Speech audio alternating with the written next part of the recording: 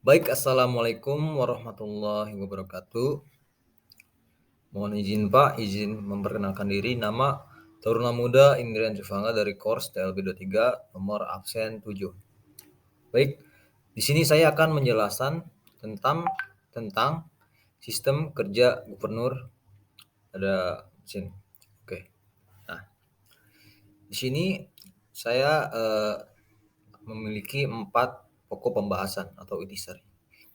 Itu yang pertama itu penjelasan tentang gubernur, cara kerjanya, fungsi dan peran gubernur pada mesin. Baik, ya. Pertama-tama saya akan menjelaskan tentang gubernur. Apakah yang dimaksud gubernur ini? Nah, baik. Gubernur adalah suatu komponen yang berfungsi mengontrol kecepatan dan daya keluaran suatu pembangkit listrik secara otomatis. Nah, kemudian dengan cara mengatur penyaluran bahan bakar atau fluida sesuai dengan beban mesinnya. Oke, baik, lanjut kembali. Kemudian kita membahas tentang cara kerja gubernur. Baik. Cara kerja gubernur yaitu energi listrik pada pembangkit konvensional dihasilkan dari generator sinkron atau sinkronus yang mendapat energi dari putaran poros turbin atau energi mekanik.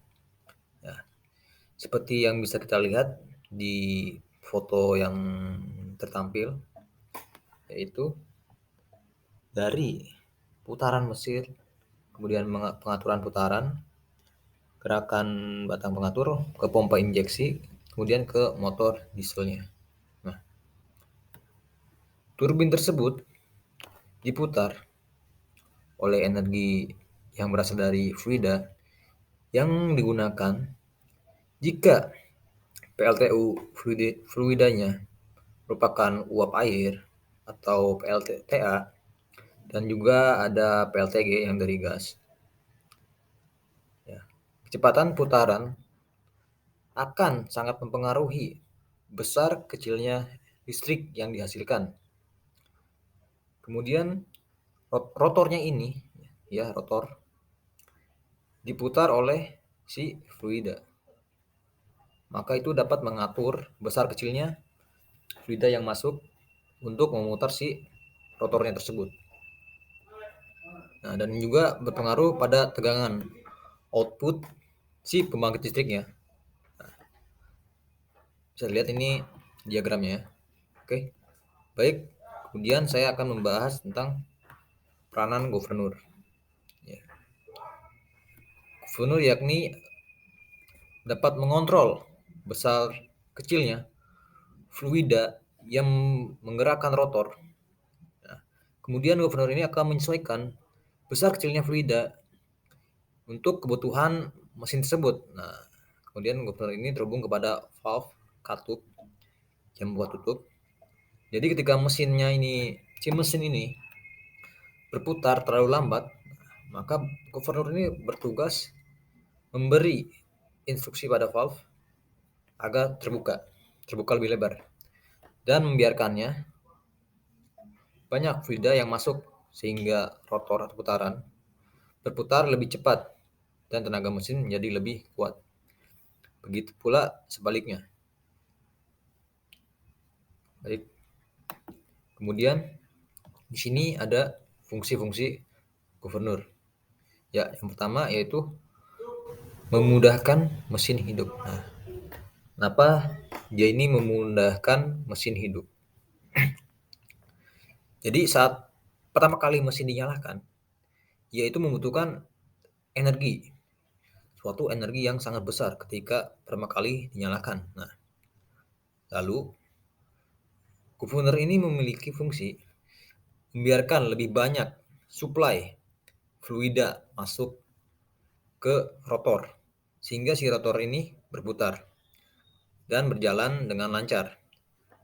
Ya. Kemudian fungsi gubernur ini dapat membuat putaran setiap posisi itu stabil. Bagaimana bisa gubernur membuat putaran ini stabil? Ya, yaitu dengan cara gubernur ini mengatur banyaknya fluida yang masuk dan kemudian membuatnya dapat mengatur kecepatan, lambat, dan cepatnya suatu putaran mesin. Dan juga kemudian dapat mengatur masuknya fluida agar rotor tetap berputar di posisi tersebut. Jadi si rotornya itu tetap stabil kecepatannya, lambat dan cepatnya itu tetap stabil diatur oleh si gubernur ini. Nah, kemudian memberikan limit kecepatan ketika idle. Masih terkait dengan fungsi sebelumnya. Jadi ketika si mesin ini dalam keadaan idle ya atau standby, nah gubernur ini memberikan batas limit kecepatan saat mesin dalam keadaan idle. Jadi nggak bisa terlalu cepat, nggak lambat juga. Jadi tetap stabil. Seperti ketika kita memanaskan suatu mesin kendaraan. Kemudian yang nomor 4 yaitu membatasi limit kecepatan maksimum. Sama seperti kecepatan idle, ia ini dapat memberikan limit maksimum kecepatan ketika sudah suatu mesin dinyalakan atau sudah dipakai. Nah, ketika si kecepatan ini di atas limit, maka gubernur akan mengurangi suplai bahan bakar. Jadi ditahan dulu sehingga kemudian kecepatannya itu berturun hingga di bawah batas. Jadi ini bekerja untuk membuat batas kecepatan dengan cara menghold ya, menahan bahan bakar. Oke, kemudian ada jenis-jenis gubernurnya. Ya, yang pertama yaitu mechanical governor. Ya, bisa dilihat sini gambarnya. Baik, mechanical governor ini mengatur jumlah bahan bakar injeksi yang diinjeksikan ke ruang bakar dengan memanfaatkan gaya sentrifugal naik turun yang dihasilkan oleh dua buah pemberat untuk menggerakkan kontrol rak atau komponen yang berperan ya bisa lihat ini sebagai katup bahan bakarnya. Ya, bisa dilihat di gambar di samping ini. Ya, ada dua buah pemberat yang dikaitkan ke poros. Ya, ini porosnya. Kemudian dia ini akan bergerak ke arah nih luar, atas, bawah ya. Nah, kemudian gaya ini yang disebut dengan gaya sentrifugal. Nah, kenapa bisa begitu? Karena gaya sentrifugal ini berbanding lurus dengan kecepatan putar poros utamanya atau poros pemberat. Nah, kemudian si pemberat ini berfungsi sebagai memicu titik B terdorong ke arah kanan dan melawan gaya pegas nih. Ini pegasnya nih, pegas. Nah, jadi dia itu menekan si spring ini, pegas. Nah, kemudian pergerakan titik B akan berhenti ketika besar gaya sentrifugal itu sama dengan gaya pegas. Titik B ini kemudian terhubung dengan kontrol rack. Di sini nggak ada ya kontrol rack ya. Yang ada di pompa injeksi bahan bakar sehingga kontrol rack akan ikut bergerak ketika titik B bergerak. Kemudian ini juga mengatur seberapa banyak jumlah bahan bakar yang diinjeksikan ke mechanical governor. Oke, dia juga bisa membatasi limit speed, kontrol dan juga limit. Oke, kemudian berikutnya ada pneumatic governor. Ya, pneumatic governor ini bisa lihat gambarnya. Merupakan tipe all speed. Nah, kan sebelumnya mechanical, ini pneumatic, jadi all speed semua.